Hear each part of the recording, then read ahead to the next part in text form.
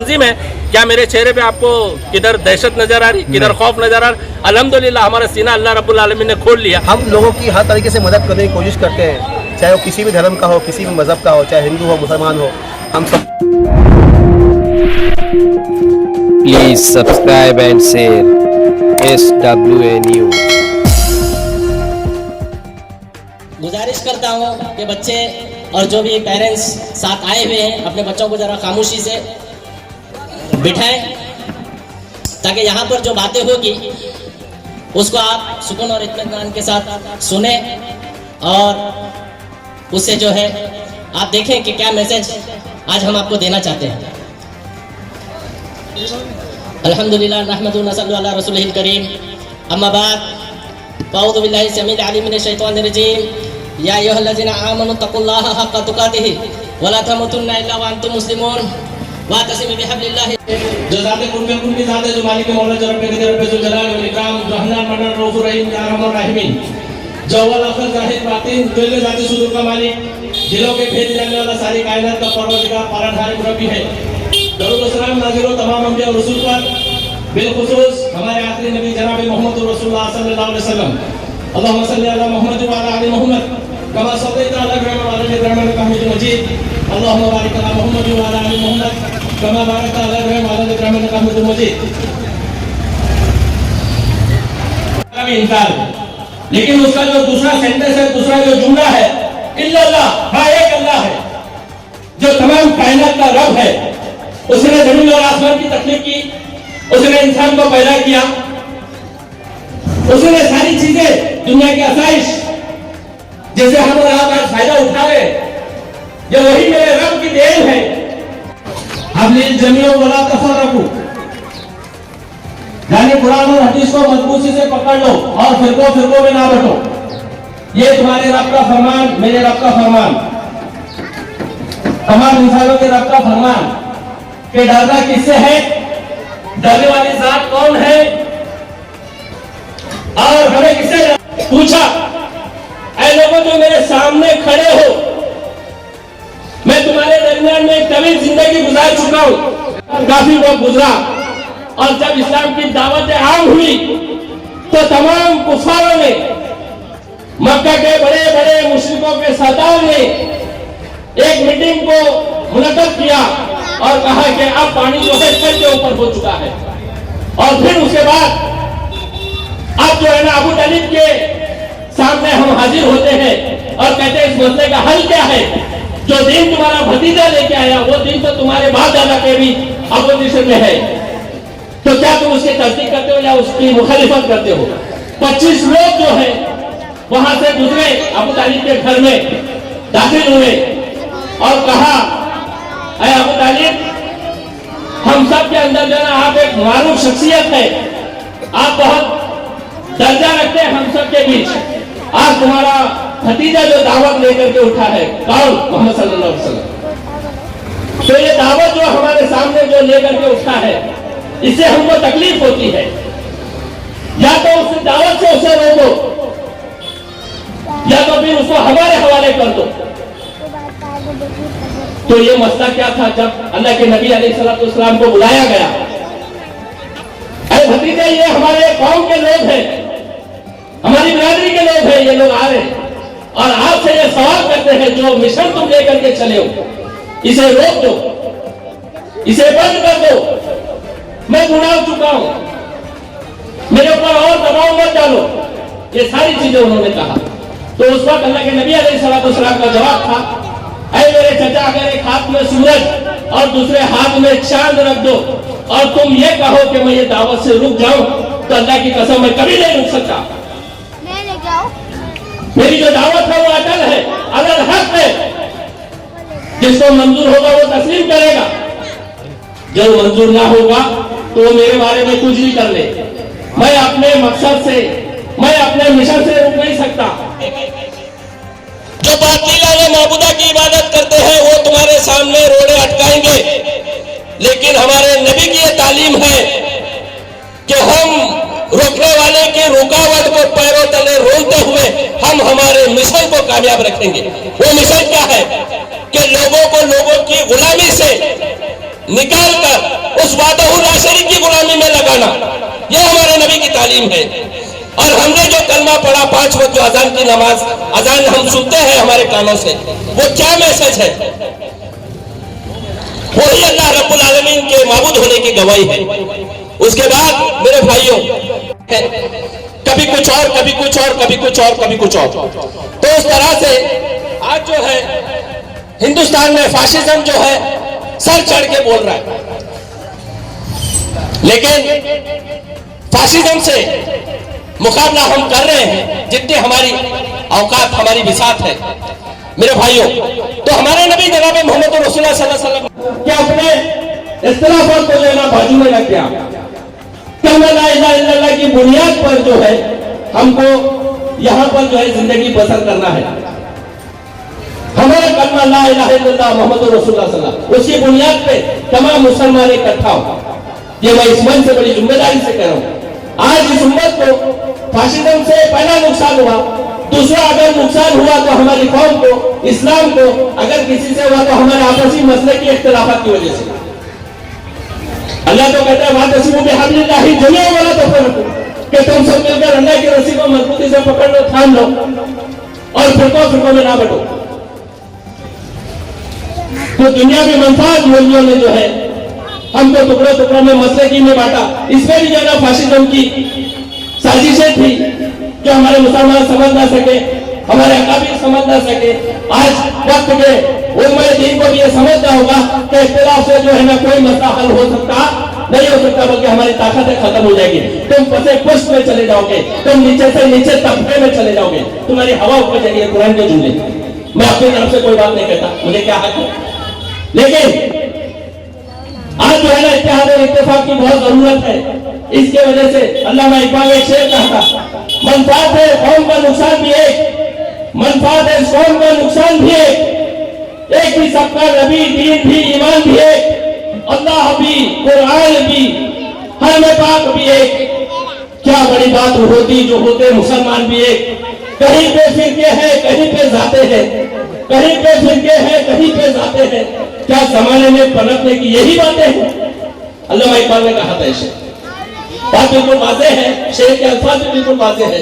मुझे इसकी तशरीह करने की और भी जिम्मेदारान और मेरे सामने बैठे हुए हमारे भाई, दोस्त, अहबाब और मेरी माँ और बहनें, तमाम लोगों को अस्सलाम वालेकुम रहमतुल्लाहि ताला व बरकातुहू। आज का प्रोग्राम पॉपुलर, पूरे हिंदुस्तान के अंदर ऐसे प्रोग्राम मुनक्किद किए जा रहे हैं। इस तंजीम का आगाज 2007 में जब हुआ था, उस दिन से लेकर आज तक केरला, तमिलनाडु, कर्नाटक, ऐसे 3 रियासतों के अंदर हमारा परेड निकल रहा है। जिस तरीके से यूनिटी एक मार्च होता है, फौजी परेड निकालते हैं, उसी तरीके से हमारा इन 3 रियासतों के अंदर ज्यादा तादाद होने की वजह से परेड निकलता है। और बाकी दीगर रियासतों के अंदर हमारे get together, public programme, corner meeting वगैरह कैंपेन्स के जरिए से पूरे हिंदुस्तान के अंदर हमने for the nation with popular front करके जो है प्रोग्राम चलाया। एक्चुअल में for the nation with popular front बोलने के लिए कुछ रीजन है आपको समझाने का है। For the nation with popular front, मुल्क के लिए पॉपुलर फ्रंट के साथ, ये क्यों, क्या रीजन है इसका, असल में समझने की जरूरत है हमको। आज हिंदुस्तान के अंदर एक नशा चल रहा है। एक्चुअल में देखा जाए तो मैं एग्जांपल दूं, हमारे घर में अगर कोई शख्स नशा कर ले, नशा करने का आदी हो जाए, तो वो अपनी जिंदगी को तबाह और बर्बाद कर देता है। न सिर्फ अपनी जिंदगी को, अपने घर वालों को भी जो है तबाह और बर्बाद करता है। अपने घरों के अंदर जो है नुकसानात को जाहिर करता है। अपने घर वालों को मारना, टॉर्चर करना, सामान को बेच देना, आए दिन सिर्फ नुकसानात की बातें चलती रहती है। आपसे आप कुछ ना कुछ बोलते रहता है नशा करने वाला। आज हिंदुस्तान के अंदर ऐसे ही एक नशा चल रहा है। आज हिंदुस्तान के अंदर जो है आकर एक मनुवादी सरकार आकर ऊपर बैठकर जो है पूरे हिंदुस्तान के अंदर एक सत्ता चला रही है। और वो नशा, एक नशा चढ़कर बोल रहा है, वो नशा हिंदू राष्ट्र का एक्चुअल में देखा जाए तो। वो एक ऐसा नशा हो चुका है जिस तरीके से हमारे घर के अंदर कोई भाई नशा कर आ जाए तो पूरे घर को तबाह करता है ना, उसी तरीके से हमारे हिंदुस्तान के अंदर रहने वाले ऐसे कुछ इक़्तिदार में जाकर बैठने वाले भी इस नशे को अपने दिमाग में लेकर पूरे हिंदुस्तान को तबाह और बर्बाद की शक्ल में जो है धकेलते जा रहे हैं। एक मंशा के तहत में, एक सोच और विचारधारा के तहत भाई नशा करके नुकसान पैदा करता है, वैसे ही हिंदुस्तान के अंदर नुकसान पैदा कर रहा है। जिस तरीके से हम देख सकते हैं जब से इनकी सरकार आई है तब से लेकर 2014 के बाद से जो है इन्होंने सबसे ज्यादा जो नुकसान दिया है, मारने के ताल्लुक से बोलूं, कभी लिंचिंग के नाम पर मारा, कभी गाड़ी के नाम पर मारा, तो कभी टोपी के नाम पर मारा। मकसद एक ही था कि मुसलमान परेशान होना। उसके साथ साथ देख सकते हैं इन्होंने जो नशा करता है ना वो घर के सामान बेच देता है, बोलते ऐसे ही है ना, जो नशा करता है शख्स वो घर के सामान भी बेचकर नशा करना शुरू कर देता है।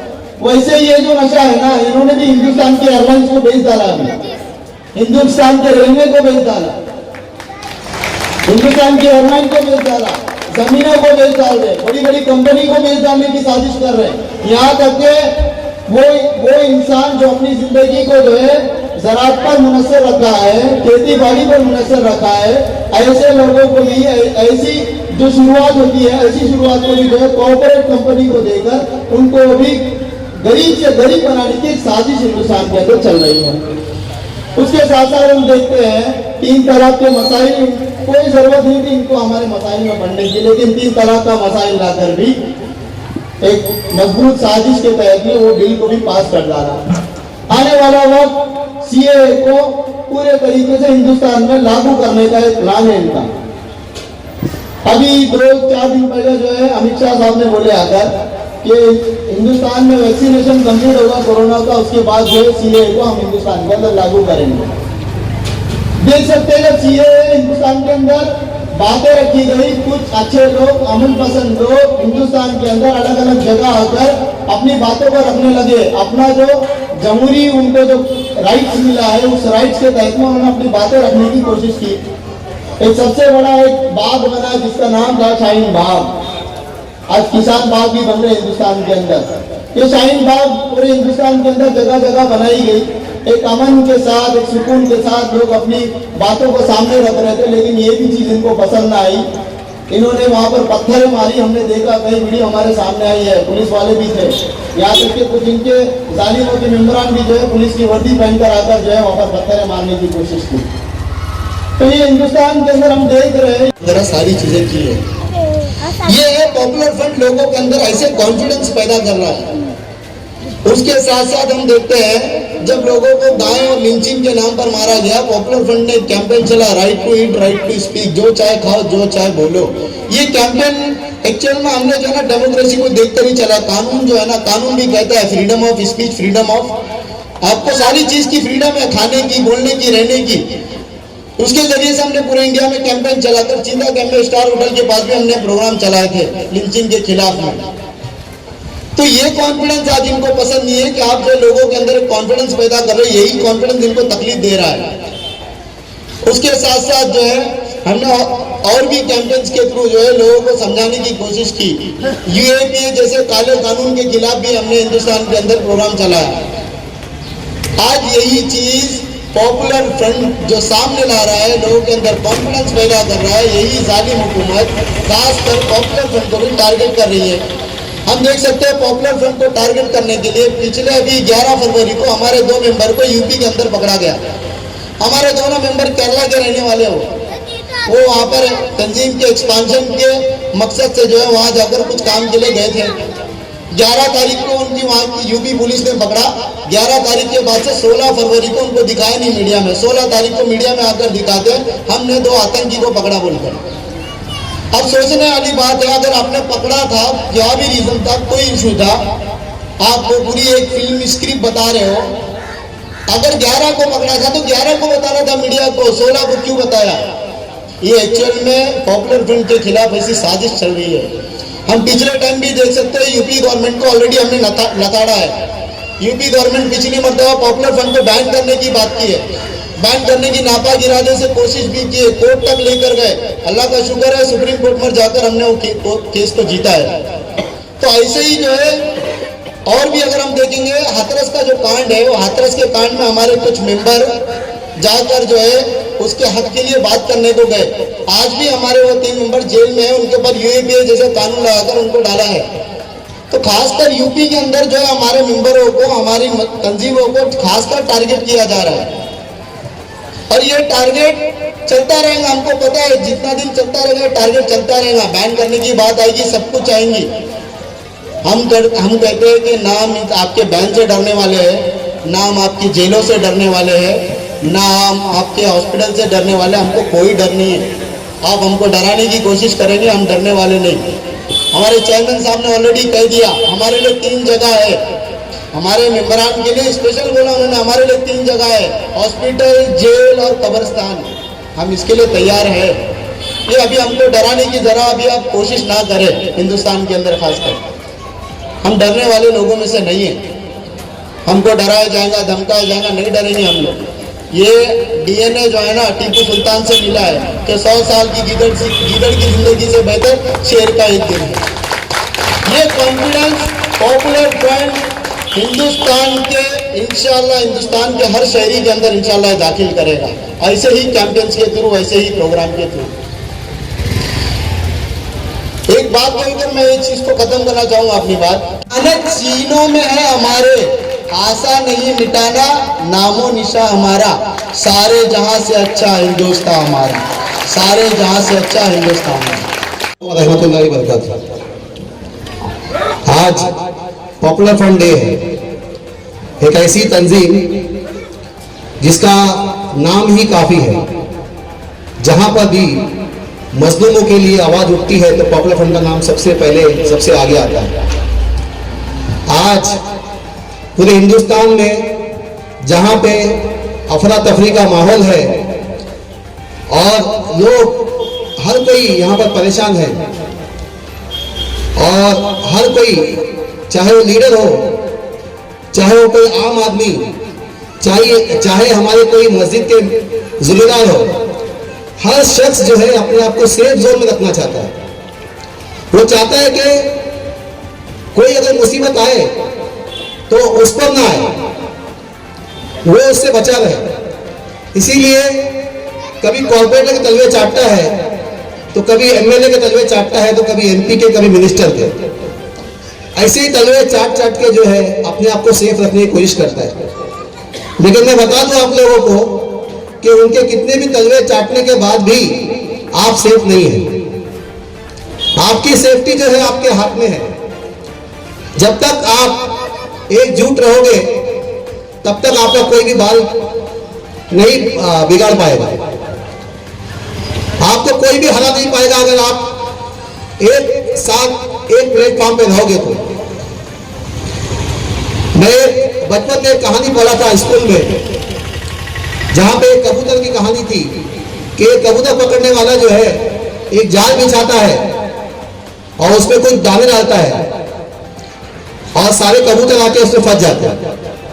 और जाल से निकलने के लिए कबूतर जो है वो हाथ पैर मारते हैं, अलग अलग हाथ पैर मारते हैं। तभी एक कबूतर ने उनको मशवरा दिया कि भाई अगर हम अलग अलग हाथ पैर मारेंगे तो ये ना जाल टूटेगा ना कोई छूटेगा, और सब हम मिलकर जोर लगाए और अपने साथ जाल को ले उड़े। और सारे कबूतरों ने उसकी बात पे अमल किया और सबने मिलकर जोर लगाया और अपने साथ जाल को ले उड़े। आज हमको भी ऐसे ही एकजुट होकर एक साथ अपने पंखों को प्रवास करने के लिए ताकत लगानी है, ताकि इस जो जाल बिछाया हुआ है हमारे खिलाफ, जो फासिस्ट ताकतों ने हमारे खिलाफ जो जाल बिछाया है, वो जाल को हम अपने साथ ले उड़े। आज इस मंच से मैं आपको मुबारकबाद दूंगा, क्योंकि आज पॉपुलर फ्रंट ऑफ इंडिया को हर न्यूज में बताया जा रहा है कि एक आतंकवादी तंजीम है। इसकी एक्टिविटी जो है वो आतंकवादी की है। कभी हमको आईएसआई से मिलाया जा रहा है, कभी ये बताया जा रहा है कि हमारे ऑफिसों में गैर कानूनी हथियार है, कभी हमारे ऑफिसों में छापा मारा जा रहा है और हर तरीके से हमको डराने की कोशिश कर रहे हैं। लेकिन जैसे कि हमारे भाई ने बताया कि हमारे अंदर टीपू सुल्तान का डीएनए है, सावरकर का डीएनए नहीं है। हम डरने वाली कौम नहीं है इंशाल्लाह। जब तक पॉपुलर फ्रंट इस लोहे जमीन पे है, ना हम खुद डरेंगे ना किसी को डरने देंगे।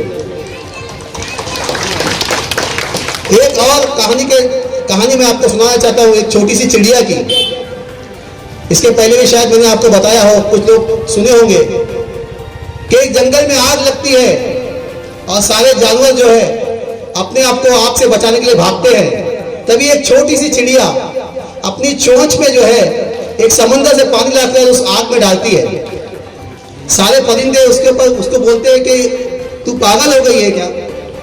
तेरी इतनी सी छोटी सी चोंच में कितना पानी आएगा, तू आग बुझाएगी? लेकिन चिड़िया ने जवाब दिया कि मुझे पता है कि मेरी छोटी सी चोंच में जो पानी आ रहा है उससे आग नहीं बुझेगी, लेकिन जब भी आग बुझाने वालों का नाम आएगा तो इंशाअल्लाह मेरा नाम भी उसमें शामिल होगा। तो आज मैं इस मंच से आपको आश्वासन देना चाहता हूं कि जब तक पॉपुलर फ्रंट ऑफ इंडिया यहां पर है, किसी भी मजलूम को डरने की जरूरत नहीं है। पॉपुलर फ्रंट ऑफ इंडिया हमेशा उसके साथ खड़ी है और खड़ी रहेगी, चाहे हम पे कितने भी जुल्म हो। इंशाअल्लाह हम कमजोर नहीं है। अल्लाह ने हमको बहुत ताकत दी, अल्लाह ने हमको बहुत ताकत दी, हम उनका मुकाबला कर सकते हैं।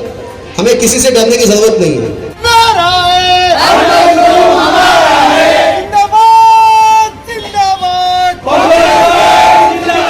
प्रोग्राम मुनाकिद किए, इसका क्या मिशन का मतलब क्या है? अस्सलाम वालेकुम रहमतुल्लाहि व बरकातुहू। मैं popular front of India Mumbai committee member हूँ। मेरा नाम फिरोज चिश्ती है और आज हमारा जो है पॉपुलर फ्रंट डे है। हमारा जिस दिन आज हमारा स्थापना दिवस है और आज के दिन जो है हम ईद की तरह खुशियाँ मनाते हैं और अपनी कारगुजारी जो हम इस हिंदुस्तान में करते हैं ये लोगों के सामने हम बताते हैं। और लोगों से क्या अपेक्षा रखते हैं कि लोग आपका किस तरह से साथ है? देखिए आज हम सभी लोग जानते हैं कि आज देश का माहौल कैसा है। आज हर जगह जो है अफरा तफरी का माहौल है। मौजूदा सरकार आने के बाद लोगों में एक अजीब सी उलझन है। लोग जो है आज खाने को मोहताज है और आज डरे हुए लोग हैं। तो पॉपुलर फ्रंट जो है वो लोगों की सिक्योरिटी के लिए, उनके तहफ़्फ़ुज़ के लिए काम करती है। और पॉपुलर फ्रंट जैसे कि हम आपने सुना है, पॉपुलर फ्रंट का नारा है हर मजलूम हमारा है। हम लोगों की हर तरीके से मदद करने की कोशिश करते हैं, चाहे वो किसी भी धर्म का हो, किसी भी मज़हब का हो, चाहे हिंदू हो मुसलमान हो, हम सबकी मदद करते हैं। जो भी मजलूम है वो हमारा है, हम उसकी हर तरीके से मदद करते हैं। कई लोगों का मानना है कि पॉपुलर फ्रंट ऑफ इंडिया के ऊपर जो इल्ज़ामात लगे हैं ये इसकी वजह से लोग नहीं आ पाते, इसकी वजह से डरते हैं। ये तो जाहिर बात है दुश्मनों की साजिश है, क्योंकि आप खुद समझ सकते हैं कि जिस तंजीम के ऊपर इतने बड़े बड़े इल्ज़ामात हैं, जिसकी तुलना जो है वो ISI से की गई हो, जिसकी तुलना जो है लश्कर तोयबा से की गई हो, ऐसे बड़ी बड़ी जो आतंकवादी तंजीम है जिसकी तुलना उनसे की गई हो, वो लोग आपके सामने आज ऐसे पब्लिक के अंदर शो नहीं कर सकते। अगर ये बात सच होती तो आज हम जो है यहाँ पे आपके सामने नहीं होते। ये एक साजिश है पॉपुलर फ्रंट ऑफ इंडिया को बदनाम करने की, जिसमें वो पूरी तरह से नाकाम हो गए हैं। क्योंकि सुप्रीम कोर्ट ने माना है कि पॉपुलर फ्रंट के ऊपर जितने भी एलिगेशन लगाए गए सब के सब बेबुनियाद हैं। आखिर ये किस लोगों की साजिश हो सकती है ऐसी? ये फिस्ताई ताकत की साजिश है जो इस देश को गुलाम बनाना चाहते हैं। उनका मकसद ये है कि इसको हिंदू राष्ट्र बनाया जाए। वो हिंदू राष्ट्र नहीं जो हम समझ रहे हैं, वो हिंदू राष्ट्र जो सावरकर का सपना था कि यहाँ पर जो है ब्राह्मण जो है वो सबसे ऊपर रहे और बाकी सारे लोग जो है गुलामी करें। जिस तरह आज से 2000 साल 3000 साल पहले जैसे उनके बाप दादा जो है लोगों पे हुकूमत करते थे और लोगों को गुलाम बना के रखते थे, उसी तरह आज ये फिस्ताई ताकत जो है हम आम हिंदुस्तानियों को गुलाम बना के रखने की कोशिश कर रहे हैं। और इसमें पॉपुलर फ्रंट ऑफ इंडिया के ऊपर इल्ज़ाम आते हैं कि इनको बाहर से फंडिंग होती है, तो उसके ऊपर क्या बोलेंगे?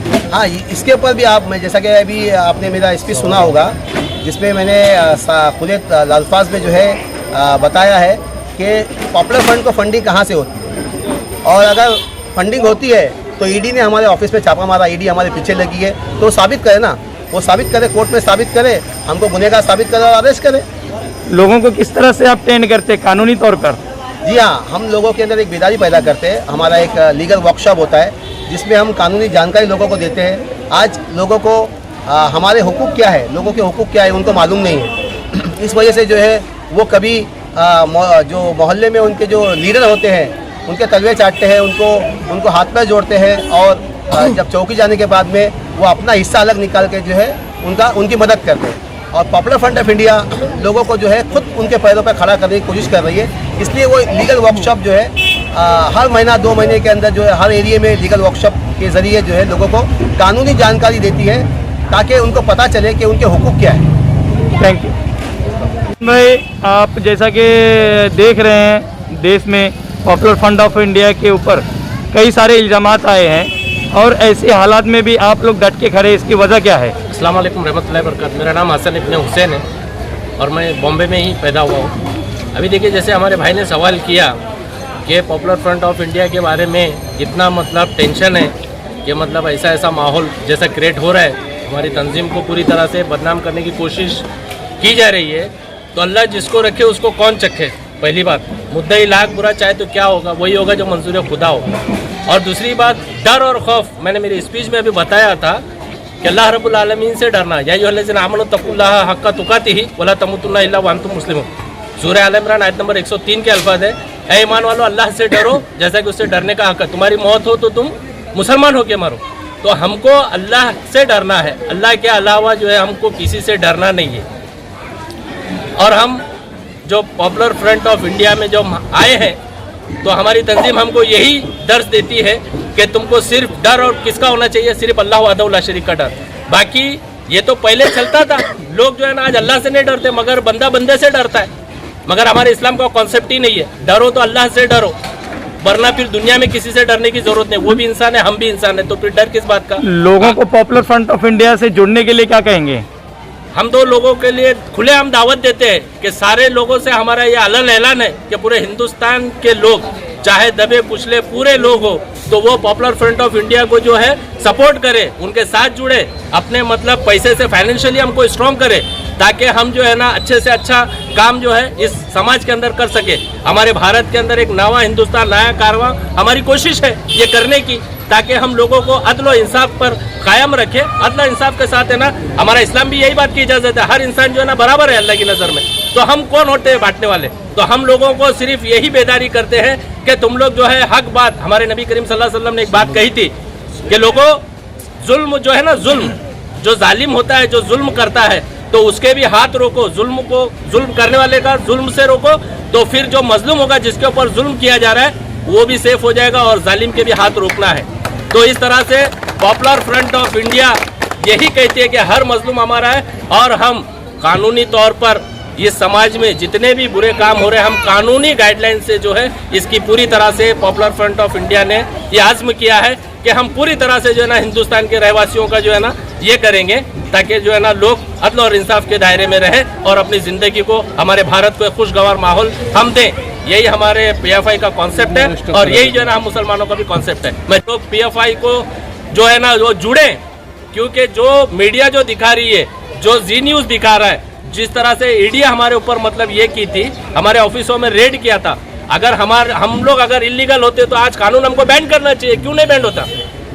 हुकूमत उनकी, सरकार उनकी, सब कुछ उनकी थी, लेकिन जो है ना ऐसी कोई इलीगल चीज़ हमारे इधर नहीं होती है तो हम इलीगल चीज़ हम करते ही नहीं। ये हमारा सीधा सीधा कॉन्सेप्ट है, चाहे हमको किधर भी किसी भी आज इतना खौफ का माहौल जो है ना आप जो बता रहे, लेकिन हम इतने कैडर्स इधर पर मौजूद है, कैडर बेस तंजीम है। क्या मेरे चेहरे पे आपको किधर दहशत नजर आ रही, किधर खौफ नजर आ रहा? अल्हम्दुलिल्लाह हमारा सीना अल्लाह रब्बुल आलमीन ने खोल लिया। क्यों? क्योंकि हमने सिर्फ जो है ना याज़्म किया कि हम डरेंगे तो अल्लाह से डरेंगे, बाकी किसी पुश्ताई ताकत से हमको डरने की ज़रूरत नहीं है। मैं सारे भाइयों से कहता हूँ कि कॉन्फिडेंस से पॉपुलर फ्रंट का नारा है, हर मजलूम हमारा है।